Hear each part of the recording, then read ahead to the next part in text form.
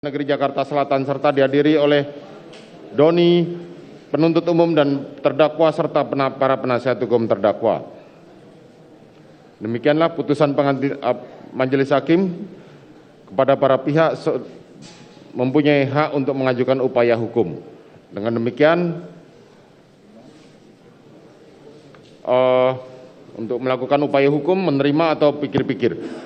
Dengan demikian perkara nomor 800 atas nama terdakwa Kuat Ma'ruf dinyatakan ditutup.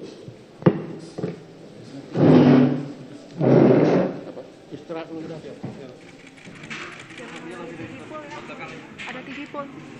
Sorry, ada TV pol, jangan dihalangin ya. Kasih.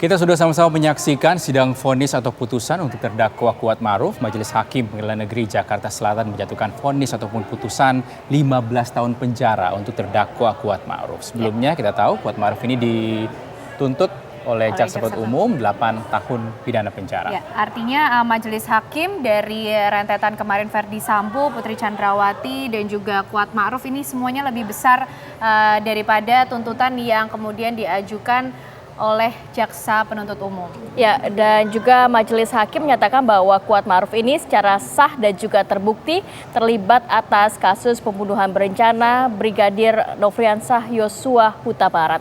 Betul, dan juga turut serta ya melakukan tindakan yang diduga terkait dengan pembunuhan berencana Brigadir Nofriansah Yosua Huta Barat. Kita sudah lihat bahwa terdakwa Kuat Ma'ruf ini telah meninggalkan ruang persidangan utama di Pengadilan Negeri Jakarta Selatan untuk kembali ditahan sesuai dengan permintaan dari Majelis Hakim dalam vonis yang dijatuhkan pada hari ini. Agenda lainnya, ya, Ken dan juga hari ini Kamaratim, masih ada dua agenda tersisa di Pengadilan Negeri Jakarta Selatan, yaitu sidang vonis untuk terdakwa Ricky Rizal dan juga Richard Eliezer yang akan berlangsung juga esok hari.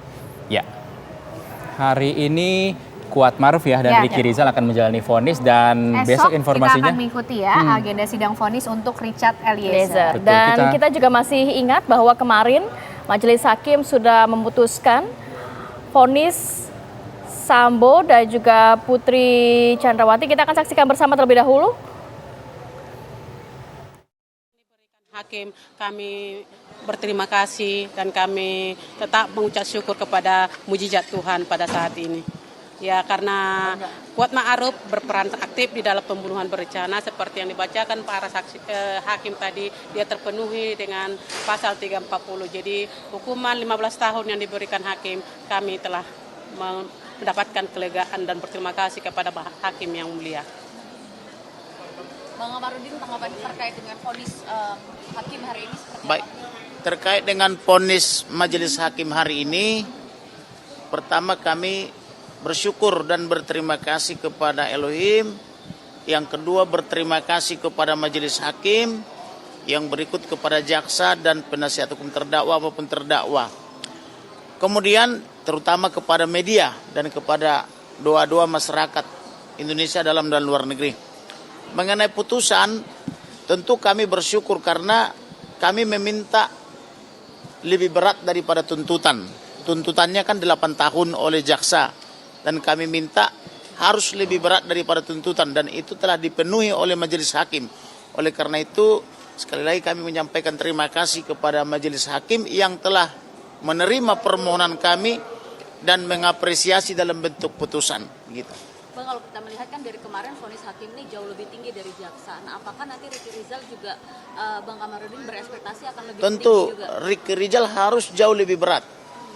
Minimal 15 tahun. Karena kenapa? Dia anggota Polri, tetapi dia tidak berterus terang.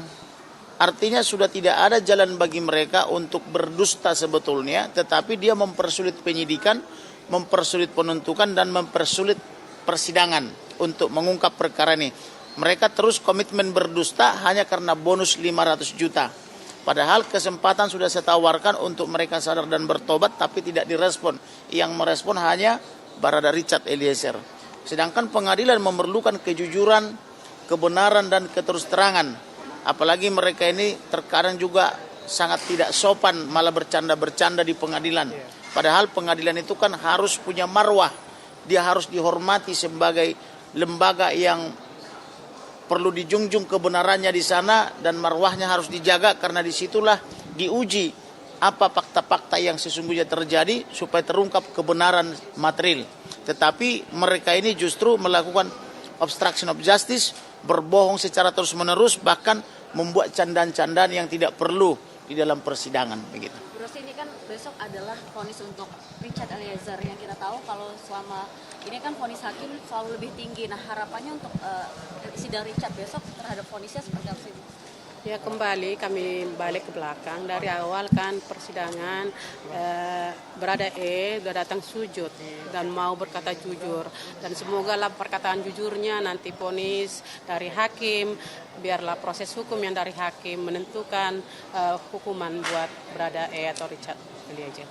Harapannya jauh lebih ringan dari tuntutan atau Udah kami bilang kami serahkan kepada hakim, karena hakimlah yang kami percayai sebagai perpanjangan tangan Tuhan. Boleh, terima kasih ya. Oke.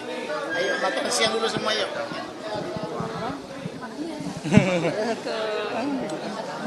Oh iya.